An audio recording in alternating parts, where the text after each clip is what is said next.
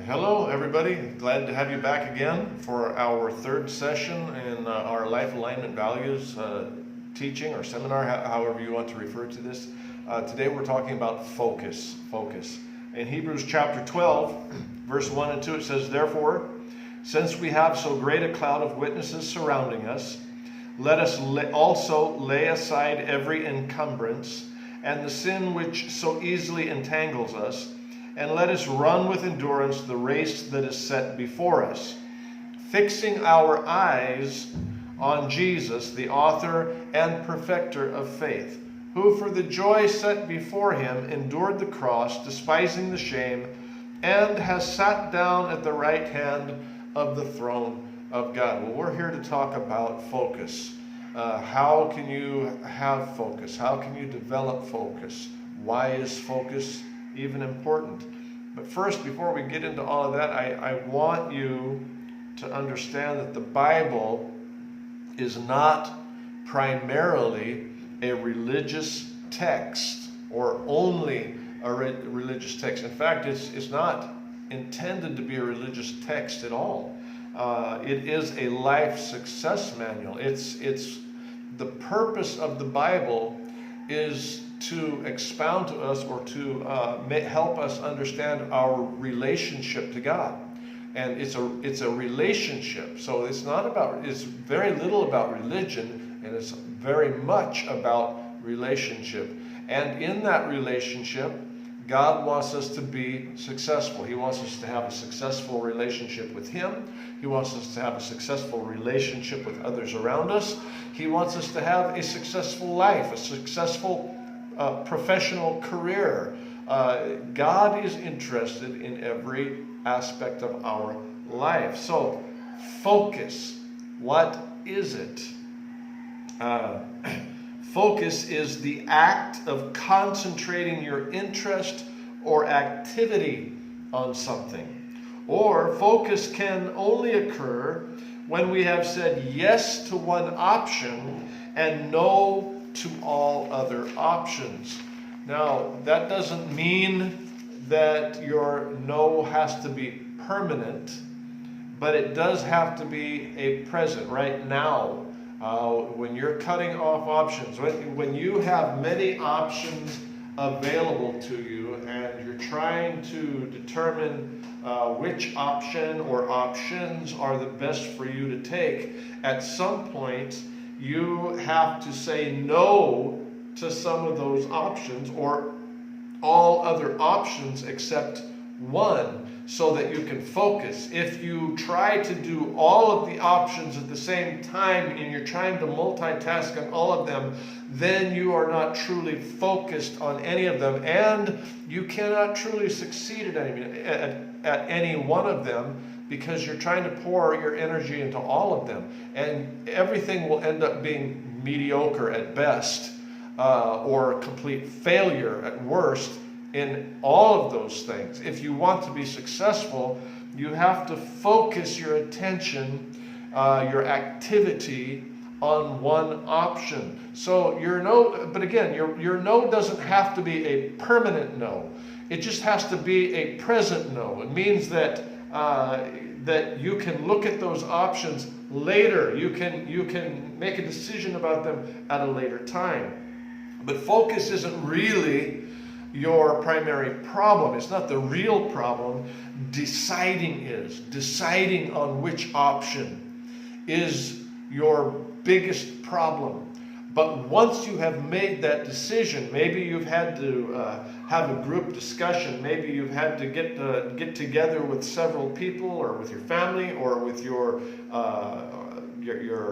workmates, your peers, and you've had to look at all of the different options, and you've finally, after much discussion and debate, you've finally decided on one option. That's the one you're going to go for. And once you've made that decision, then focus becomes much easier. But while making the decision can be difficult, the enemy of focus is distraction. Distraction. The more you can reduce or eliminate unnecessary distractions, the more you can focus on fulfilling your goals. We have so many distractions that come into our life on a daily basis, on an hourly basis, sometimes on a minute by minute basis. We have so many things coming at us, so much information to process all the time. And then for you as police officers, if you go out on an emergency, you go out on a call, you have a ton of information coming to you all at once, and you've got people over here and people over here, and you have to be able to focus on what's important, on the most important thing. And that can be a job. That can be difficult to do sometimes, depending on the circumstances that you find yourself landing in. And so we have to learn how to focus, and this is especially true not just in an emergency when you're going out on a call, but if you really want to advance your life, if you really want to see your life improve, you can't spend all of your time concentrating on putting out fires but never having any time to focus on what's important. You have to make the time to concentrate on what's really important, on what's really going to move you forward to achieve your goals. And that means that some of the things that we are doing have got to be set aside. So the enemy of focus is distraction. You've got to learn how to reduce them or even eliminate them out of your life as much as possible. Distractions are like lack. If you don't have enough money or you don't have enough of something, that can become a distraction to you that takes your focus off of what's really important, or the past. You know, some people have history. They've done things in the past that they're not proud of. Things that they did maybe in their youth or in a moment of whatever the reason was. But they have a past, they have history. And sometimes that history, that stuff that has happened in our past, can become a huge distraction to us if we allow it to. Sometimes you can be a very talented person and have a great, promising future ahead of you, but because of things that were done in the past, they can become a distraction not only for you, but a distraction for other people around you, or for people who are considering you for something. So the past can be a source of distraction, and we need to learn how to deal with that past so that it stays back there. Some of us can be distracted by what might go wrong. We're trying to focus on what it is that we need to do to achieve our goals, but in the process of thinking about what it is we want to achieve and how we're going to get there, we are distracted by what if this happens, or what if that takes place, and what if this goes wrong, what if things don't quite work out. Those things can be a distraction that will keep you from moving forward. You have to learn how to look past those things and just keep pressing forward. Other things like your personal weaknesses or shortcomings in your life that are a distraction to you. They can keep you from changing, keep you from moving forward, keep you from focusing on what's really important. Or here's a big one for many people, not many people, almost everybody, is family problems, unresolved issues. Your professional life is very much built on your family life, and it's very important to keep your family life in order so that your professional life can be in order. But if you have problems, unresolved difficulties, problems with your wife, your husband, your boyfriend, whatever it is, family issues. You can be at work, you're trying to do your work, you're trying to do, what is required of you, you're trying to move forward, but these family problems can become a distraction, and they are such an important distraction. The family issues can be some of our biggest distractions to moving forward in life. And so we have to learn how to, if we want to have a successful professional life, we need to balance our family matters also. We need to be successful at home. We need to be successful with our family. We need to keep things balanced and good there so that they are not a distraction to us in our professional life. And, all sorts of issues come up with family. But we have to learn how to manage them and keep them in balance so that we can move forward professionally. Sins and vices can be a huge distraction. Issues in your own life that you have not learned how to take control of, vices that are a distraction. We don't have to mention them, but or go into a deep discussion about them, but they can become a distraction to you. And I'm not pointing fingers, because it can be a problem here in the Philippines. It can be a problem here back home in the United States. Sins and vices pull people down. It destroys everything that they're trying to build up professionally. So these things are a huge distraction to us. And another one that's very important is impatience. Impatience. We get impatient with the process. We get impatient with what we're trying to accomplish, and that can be a distraction to us. But again, as we read in Hebrews chapter 12, verse 1 and 2, it says, we are surrounded with a great cloud of witnesses. I want to take a spiritual truth here and apply it to real life. I think it'll be helpful to us, because these scripture verses here that we're bringing out here from Hebrews chapter 12, 1 and 2 are very relevant to us. And again, they're not religious texts, they're real life texts. And we need, if we can take off our religious glasses and read them for what they are really saying to us, they have great power to transform our lives and help us move in the right direction.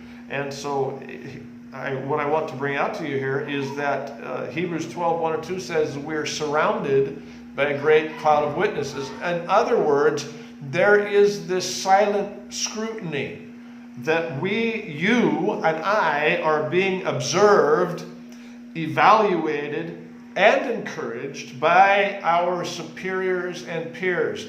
And by that I mean people who have gone before us. Now, of course, Hebrews is talking about people who have already passed on to the heavens, and now it says that they're in the great cloud of witnesses, watching us do in our race and encouraging us towards the finish line, to the time when we ourselves will join them. But they're encouraging us in our race.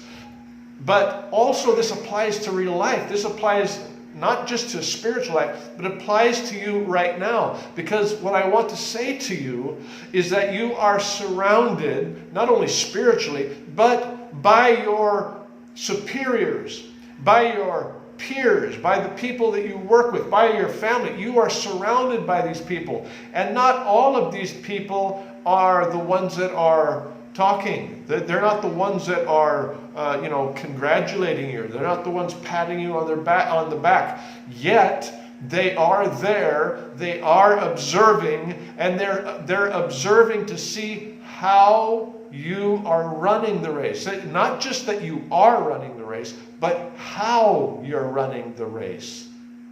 And that how you're running is very important. Very important to your future, very important to your destiny. That it's very important to the vision that you have for your own life. See, so you're being observed, evaluated, and encouraged by your superiors and peers. Your strengths and your weaknesses are being observed. Your words and actions are being observed. Your words that come out of your mouth and what you actually do must converge. They must become one. If our words are one thing, but our actions are another, our superiors are observing that. They are watching to see when our words and our actions come into agreement and we become trustworthy in the process. But if our words are going one way, we're saying what everybody needs to hear, what they like to hear, but our actions show that we have something else in our hearts and in our minds, and then we are displaying to everybody that we're not trustworthy. Our words and our actions must converge and become one.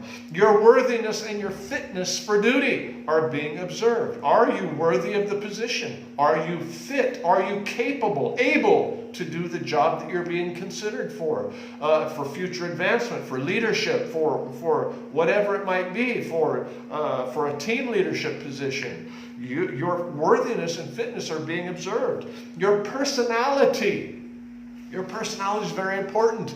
Your personality is being observed also to see how you deal with things, how you inject yourself into things, and your morals, your values, your ethics. If your morals, your values, and ethics don't match the company or the profession that you're in, that's going to be a problem.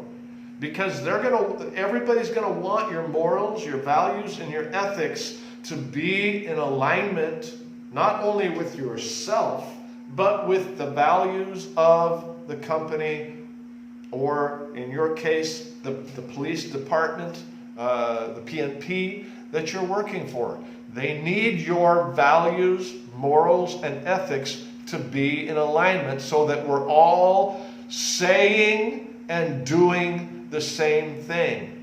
Otherwise, we have confusion going on all around us. One police officer over here saying one thing, doing one thing, and somebody else over here doing something else, and everybody thinking we're all doing a great job. No, we're not. We're not all on the same page. Our morals, values, ethics, and all these other things that we just listed need to be in alignment in our lives. People are watching us. I realized this many years ago when, as a young pastor, I realized that people are watching. They are listening. Even when I thought, I had a little church out up in the mountains. We didn't have it wasn't a huge church, but it was a nice church. But it wasn't a huge church, and I thought to myself as a young pastor, nobody's ever going to know who I am. I'm out here in the mountains, way out deep in the barrio, and nobody's ever going to know who I am. Just the people that I'm ministering to. But the truth is, people are listening. People, you don't even know who they are, where they're coming from, but they hear about you, and the word gets spread about you. It's so easy.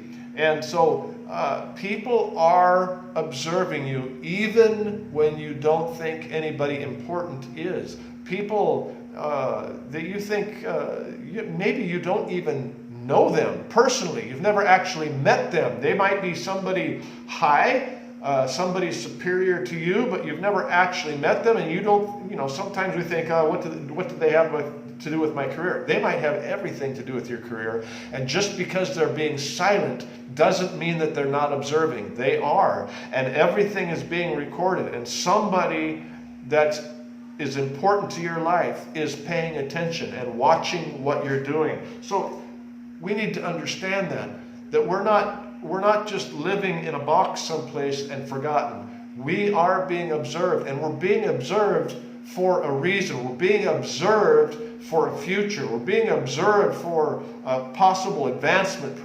professionally. So, and not only just professionally, but even in our personal lives. Your personal life matters. How you conduct yourself personally matters professionally. So, while many of us desire for and thrive on praise and adulation, it is the silent authorities that determine our advancement. And they are evaluating us in all of these areas that we just listed. They're evaluating all of this, and they're weighing out our destiny in the process, examining us. They have an understanding of how long it takes to grow and the stages of development that you are progressing through. They understand. They've gone ahead of you. They're watching you. They know what you're going through. They understand the process of growth and development and where you are at in that process. The silent, often unseen, even unknown to us, but in a position of authority in our life. You know, self-restraint, as we just talked about from Hebrews chapter 12, verse 1 and 2. I'm using the word self-restraint, but it says endurance. Patience and endurance and self-restraint are all the same thing.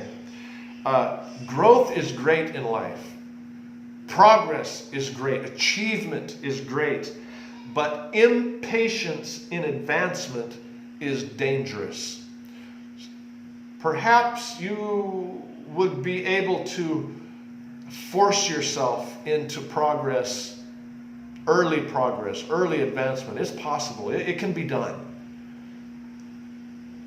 But you might find yourself in a position where you're not capable of handling the position that you've been put into because of impatience. You are not prepared. You're not tooled.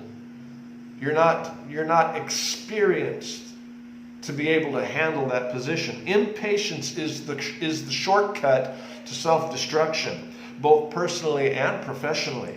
Patience, self-restraint is the great preparer. Patience prepares you through that process for the position.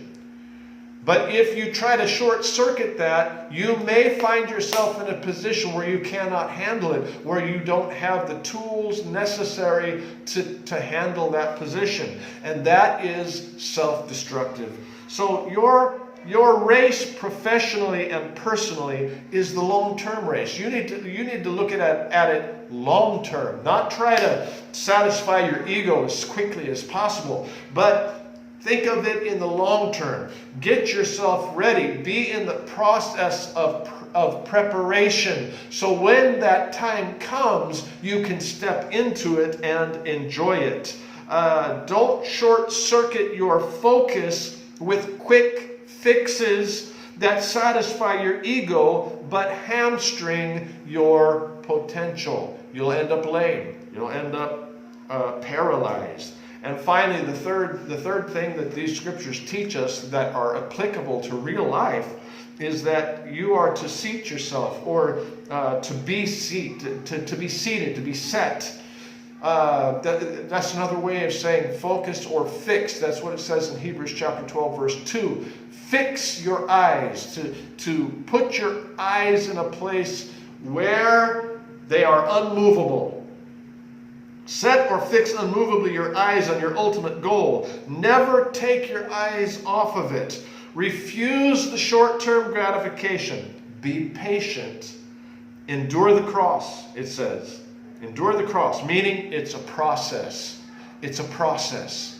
Go through the process. Do the process correctly. Do it right the first time, and you will have a better chance of being successful. Despise the shame. Jesus despised the shame. You should despise it. You can apply this to your life. What does that mean? Ignore your critics. Now, some of the critics in your life are there to help you, but some of your critics are there just to tear you down. Learn how to ignore your critics. It's part of overcoming in life. And finally, number 3 is sit down. Be seated. What does that mean? Take your place. Once you've entered into that place you're trying to achieve, trying to progress into in your life, take possession of it, own it, occupy it. It only comes to those who endure, who overcome, and who sit down. That is focus. You have to endure, overcome, and then sit down. Well, thank you for this time together as we've discussed the third phase of our life alignment values. And I pray that you find helpful information in here that will help progress your lives. God bless you.